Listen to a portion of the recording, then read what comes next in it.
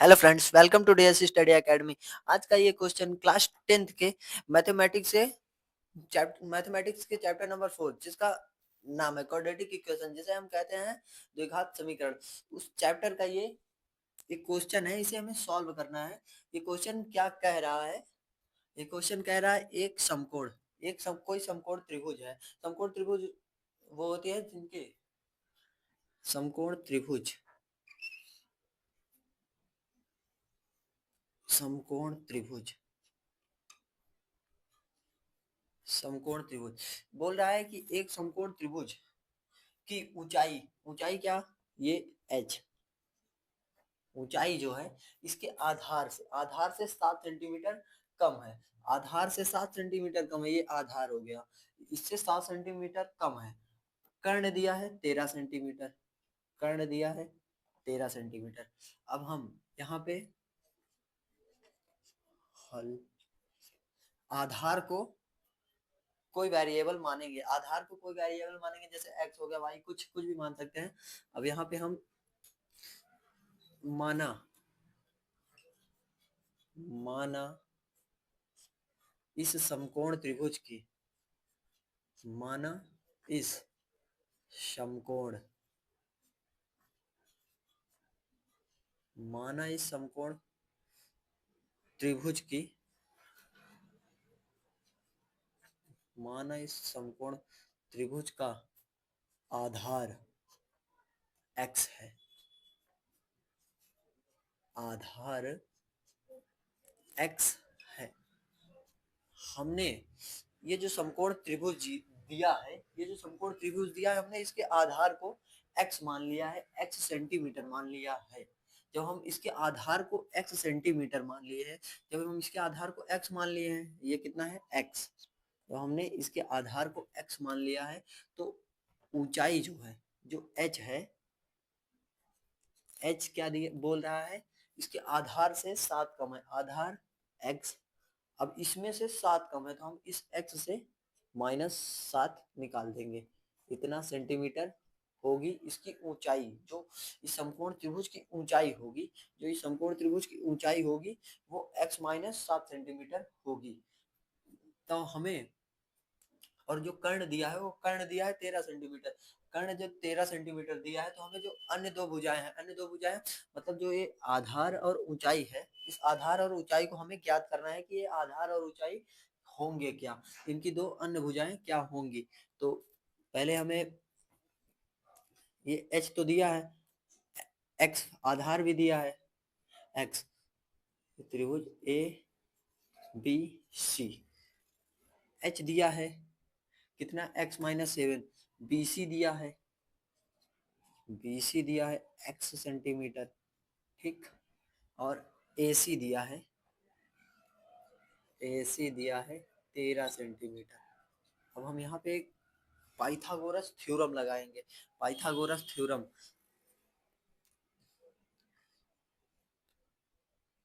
त्रिभुज A B C में Pythagoras प्रमेय से पाइथागोरस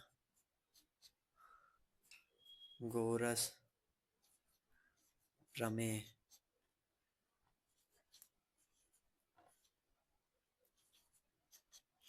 पाइथागोरस प्रमेय जो थ्योरम है वो क्या कहता है, कर्ण का स्क्वायर, जो ये कर्ण है इसका स्क्वायर अन्य दो भुजाओं के स्क्वायर के योग के बराबर होगा। तो कर्ण का स्क्वायर, कर्ण क्या है, एसी का स्क्वायर बराबर बीसी का स्क्वायर प्लस एबी का स्क्वायर। अब यहाँ पे जो दिया है उसको आप रख दीजिए। एसी क्या है, एसी दिया है 13 सेंटीमीटर, 13 सेंटीमीटर, 13 का स्क्वायर। बीसी क्या है, बीसी ये आधार है, आधार कितना दिया है, आधार दिया है एक्स, एक्स का स्क्वायर प्लस ए बी क्या है, ए बी है इस समकोण त्रिभुज की ऊंचाई। समकोण त्रिभुज की ऊंचाई क्या दी है, x-7, क्योंकि जो ऊंचाई थे इसके आधार से 7 सेंटीमीटर कम थी, इसके आधार से 7 सेंटीमीटर कम थी, तो हमने आधार से 7 को माइनस कर दिया है। तो यहाँ पे हो जाएगी x 7 का स्क्वायर। अब इस 13 का जब हम स्क्वायर करेंगे तो 13 का स्क्वायर होता है 169 बराबर एक्स का स्क्वायर ही होगा प्लस एक्स माइनस 7 का होल स्क्वायर। यहाँ पे एक फार्मूला लगेगा ए माइनस बी का होल स्क्वायर क्या होता है एक्स स्क्वायर प्लस 7 का 49 माइनस 14 एक्स। ठीक। अब यहाँ पे जो जुड़ रहा है उसे जोड़ दीजिए, जो घट रहा है उसे घटा दीजिए, तो ये हो जाएगा 16।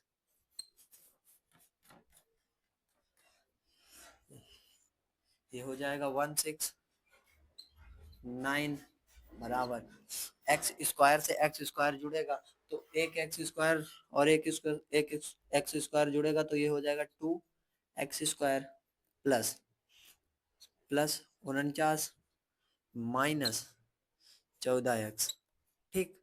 अब आप इस 169 को भी इधर लाइए तो ये हो जाएगा 2 x square minus 14 x plus इतना, ये प्लस में इधर आएगा तो माइनस में 169 बराबर 0। 2 एक्स स्क्वायर माइनस का 14 एक्स। अब हम 169 में माइनस 169 में प्लस 49 को जोड़ेंगे। जब माइनस 169 में हम 49 को जोड़ेंगे तो ये आएगा माइनस 120। अब यहाँ इसमें आपको कुछ कॉमन दिख रहा होगा, इसमें कॉमन क्या है, इसमें कॉमन है 2। 2 को मैं कॉमन लूंगा, 2 कॉमन ले लिया तो यहाँ पे बचेगा एक्स स्क्वायर माइनस 14 था, जब 14 में से 2 कॉमन लिया 7 बचा। 120 था, जब इसमें से 2 कॉमन लिया 60 बचा। अब ये 2 जब इधर आएगा तो ये 0 हो जाएगा तो x square minus 7 x minus 60। ये एक द्विघात समीकरण, ये एक द्विघात समीकरण बन गया है। ये जब एक द्विघात समीकरण बन गया है तो हमें इसे सॉल्व करना है तो ये हो जाएगा x square minus 7 x minus 60 बराबर 0। हमें इसका एक ऐसा फैक्टर बनाना है, ऐसा फैक्टर बनाना है कि माइनस करने पे 7 आए और गुणा करने पे 60 आए। हमें इसका एक ऐसा फैक्टर बनाना है कि माइनस करने पे 7 आए और गुणा करने पे 60 आए। तो 12 पंचे 60, 12 में से जब 5 को निकालेंगे तो आएगा 7, 12 को हम जब 5 से गुणा करेंगे तो आएगा 60। तो इसका फैक्टर होगा 12 और 5 तो x square minus 12 minus 5 x minus 60 बराबर 0। X minus 12। अब इधर से x मल्टीप्लाई करेगा और इधर से माइनस भी मल्टीप्लाई करेगा। जब ये माइनस मल्टीप्लाई करेगा तो अंदर के जो चिन्ह है उसको बदल देगा तो माइनस 12x हो जाएगा और minus minus plus 5x minus 60। इसमें आपको कुछ कॉमन दिख रहा होगा, ये पहले वाले में आपको कुछ कॉमन दिख रहा होगा x। x कॉमन लेंगे x माइनस 12। इसमें आपको क्या कॉमन लेना है, इसमें आपको कॉमन लेना है +5 +5। ये भी होगा x माइनस 12 बराबर 0। x की वैल्यू आएगी यहाँ से 12 माइनस 5। x की वैल्यू आएगी 12 और 5 तो हमें x की वैल्यू मतलब हमने x को माना था आधार, आधार माना था तो यहाँ पे इस निगेटिव वालों को मतलब x की वैल्यू 12 आएगी, आधार आएगा 12। माइनस इसलिए नहीं आएगा क्योंकि कोई भी लंबाई या डिस्टेंस हो वो कभी भी माइनस में नहीं आता है तो -5 नहीं होगा। तो जो आधार है, आधार है 12 सेंटीमीटर। और अब हमें इसकी ऊंचाई निकालनी है। ऊंचाई जो थी वो क्या थी, आधार से 7 सेंटीमीटर कम थी तो ये 12 सेंटीमीटर है। 12 माइनस 7 h बराबर आएगा 5 सेंटीमीटर। अतः अब हमें यहाँ पे लिखना है अतः जो उसका आधार है, आधार तो 12 सेंटीमीटर आया है और ऊंचाई ऊंचाई आई है 5 सेंटीमीटर। अब हमें इसको लिखना है कि क्या कितना आया है। अतः इस समकोण त्रिभुज के, अतः इस समकोण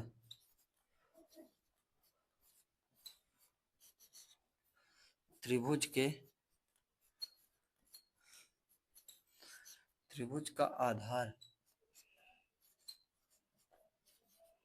त्रिभुज का आधार 12 सेंटीमीटर तथा इसकी ऊंचाई, इसकी ऊंचाई, इसकी ऊंचाई आएगी 5 सेंटीमीटर, 5 सेंटीमीटर।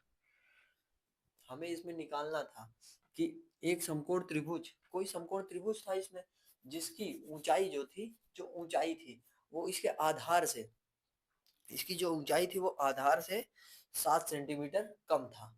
जो इसकी ऊंचाई थी 7 सेंटीमीटर कम था। तो हमने पहले आधार को मान लिया, आधार को माना हमने x। जब हमने आधार को x माना तो इसकी ऊंचाई थी, इसकी ऊंचाई थी आधार से 7 सेंटीमीटर कम। तो हमने ऊंचाई को h से डिनोट किया। जब हमने ऊंचाई को h से डिनोट किया तो उसमें आधार से -7 कर दिया, तो ये ऊंचाई निकल गई। और जो कर्ण था, इसका कर्ण AC जो था वो 13 सेंटीमीटर दिया था, क्वेश्चन में ही दिया था। तो हमने इसमें पाइथागोरस थ्योरम को लगाया। पाइथागोरस थ्योरम क्या कहता है? कर्ण का स्क्वायर, जो कर्ण का स्क्वायर है वो अन्य दो भुजाओं के स्क्वायर के योग के बराबर होगा। तो हमने पाइथागोरस थ्योरम लगाया। पाइथागोरस थ्योरम में हमने AC, जो AC था कर्ण, वो 113 रखा, 13 रखा, उसका स्क्वायर 169। और जो बेस था, मतलब जो आधार था वो x माना था, तो आधार को x ही रखा, तो वो x स्क्वायर हो जाएगा। अब यहाँ पे हमने जो ऊंचाई थी, ऊंचाई क्या आई थी? x-7। जब ऊंचाई x-7 आई थी तो उसका हमने यहाँ पे एक फॉर्मूला लगाया, a माइनस बी का whole square. a minus B का होल स्क्वायर क्या होता है? a square plus B square minus 2ab। हमने वहाँ पे, यहाँ पे वो लगाया। अब यहाँ पे जो जुड़ रहा था जोड़ दिया, जो घट रहा था साइड ला के एक ऐसा इक्वेशन बनाया कि ये द्विघात समीकरण बन जाए। जब ये द्विघात समीकरण बन गया तो मैंने इसका फैक्टर निकाला। ये फैक्टर क्या होगा इसका?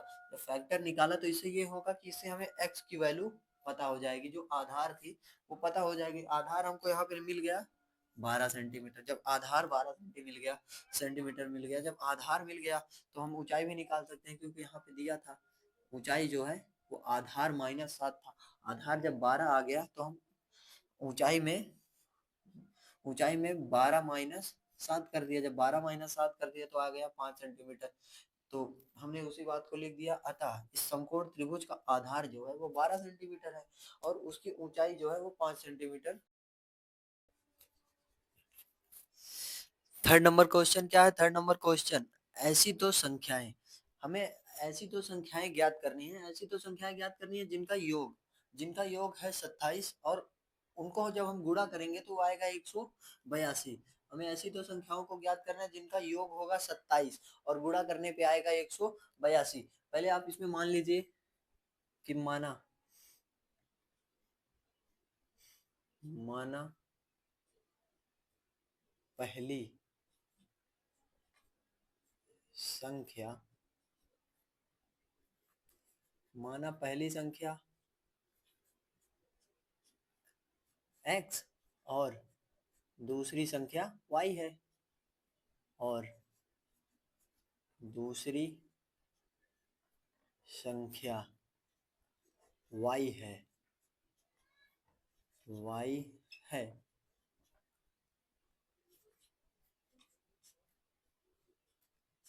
हमने यहाँ पे मान लिया कि पहली संख्या, जो पहली संख्या है वो x है तथा दूसरी संख्या जो है वो y है। अब हम इसमें जिनका योग 27 है तो हम इसमें x और y को ऐड करेंगे, क्योंकि प्रश्न बोल रहा है जिनका योग 27 है। तो पहला इक्वेशन बनेगा x plus Y is equal to 27। This is equation number first. Second क्या बोल रहा है? और इनका गुणनफल जो होगा 182, जो इनका मल्टीपल होगा वो 182 है।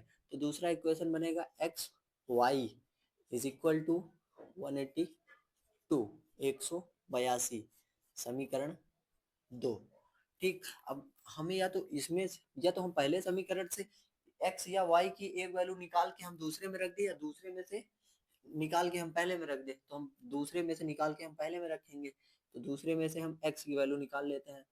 x की वैल्यू जब हम दूसरे से निकालेंगे, y इधर मल्टीप्लाई में उधर जाएगा तो डिवाइड में हो जाएगा, तो आ जाएगा 182 बाई y। ठीक। This is equation number third.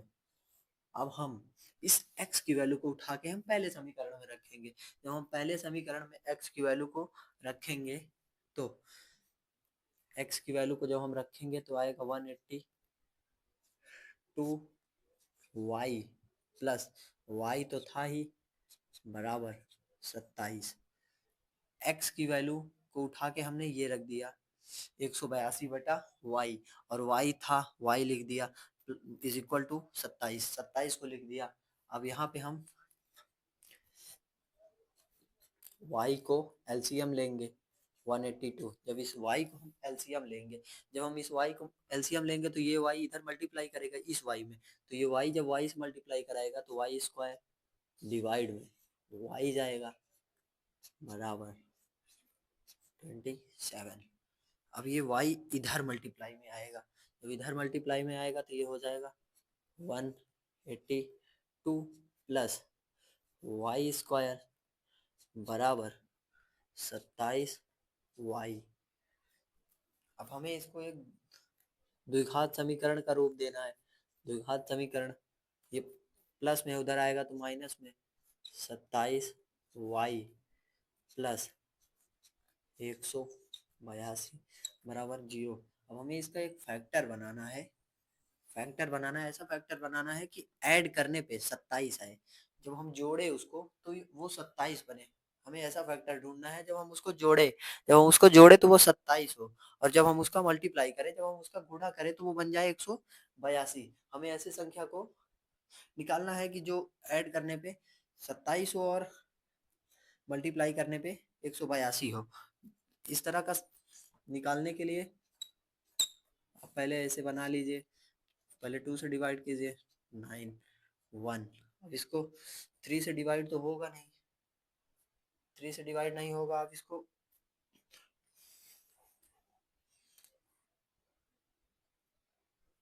7 से डिवाइड कीजिए, 7 से डिवाइड कीजिए। जब आप इसको 7 से डिवाइड करेंगे तो ये आएगा 1 2, इसमें आएगा 3 13 1। ठीक, अब आप इसको ऐसे एडजस्ट करिए कि ऐड करने पे 27 आए, मल्टीप्लाई करने पे तो 182 आएगा ही। हमें इसको ऐसे एडजस्ट करना है कि ऐड करने पे 27 आए। तो 7 दूनी 14, 14 और 13 को जब हम ऐड करेंगे, जब 14 और 13 को जोड़ेंगे तो वो आएगा 27, और हमें 27 ही चाहिए। तो हम इसको ऐड करेंगे तो ये आएगा 27, तो ये बन जाएगा Y square minus 14 plus 13 Y plus 182 बराबर 0। ये वाई स्क्वायर माइनस, अब ये वाई इधर मल्टीप्लाई करेगा और इधर से माइनस है तो इधर से माइनस भी मल्टीप्लाई करेगा, तो ये जो चिन्ह है अंदर के वो बदल जाएंगे, तो ये हो जाएगा -14y। अब ये -13y प्लस 182 बराबर 0। अब हमें इसमें कॉमन लेना है कि इसमें पहले वाले में कॉमन क्या है, कॉमन क्या दिख रहा है। पहले वाले में कॉमन दिख रहा है हमें y को हम कॉमन ले लेंगे, y -14। अब इस दूसरे वाले में कॉमन क्या है, दूसरे वाले में कॉमन दिख रहा है हमें -13। अगर हम इसमें -13 लेंगे तभी तो ये y बचेगा यहाँ पे, नहीं तो अगर हम केवल 13 लेंगे तो ये -y हो जाएगा।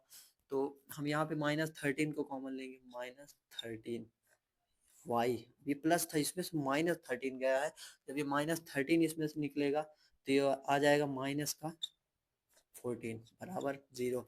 अब यहाँ पे इस इक्वेशन में हमें कॉमन क्या दिख रहा है, इस पूरे इक्वेशन में हमें कॉमन क्या दिख रहा है।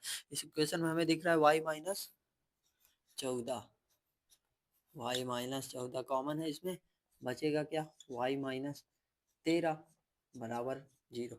यहाँ से y की वैल्यू जो है वो आएगी 14, माइनस में है तो इधर जाएगा तो प्लस हो जाएगा, 14 और 13, y की वैल्यू आएगी 14 और 13। अब हमें इस y की वैल्यू को उठा के इस पहले वाले इक्वेशन में रखना है और यहाँ से x पता करना है कि x क्या होगा। जब हम y की वैल्यू को 14 रखेंगे, जब यहाँ पे y की वैल्यू को हम 14 रखेंगे, y की वैल्यू 14 रखने पर रखने पर जब हम y की वैल्यू को 14 रखेंगे तो x प्लस y की वैल्यू 14 बराबर 27।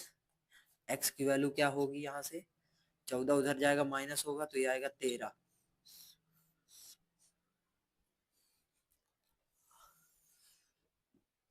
अब यहाँ से y की वैल्यू 14 रख दिए हैं तो अब 13 रखेंगे। 13 रखने पर y की वैल्यू अब हम 13 रखेंगे इस पहले वाले इक्वेशन में। x प्लस y की वैल्यू को हम क्या रखेंगे, 13। 13 बराबर 27 x। अब ये 13 इधर प्लस में उधर जाएगा तो माइनस होगा। जब 27 में से हम 13 को निकालेंगे तो ये आएगा 14। यहाँ पे हमें 4 वैल्यू मिली है। y आया है 13 और 14 और x भी आया है 13 और 14। तो हमें निकालना क्या था, हमें ऐसी दो संख्याएं ज्ञात करनी थी जिनका योग 27 आए और उनका गुणनफल 182 आए। तो ऐसी दो संख्याएं कौन सी हैं, 14 और 13 है जिनका योग 27 होगा। ऐसी दो संख्याएं कौन सी हैं, ऐसी दो संख्याएं हैं 14 और 13 जिनका योग 27 होगा और उनका गुणनफल जो है वो 182 होगा। तो हमें यहाँ पे लिख देना है अतः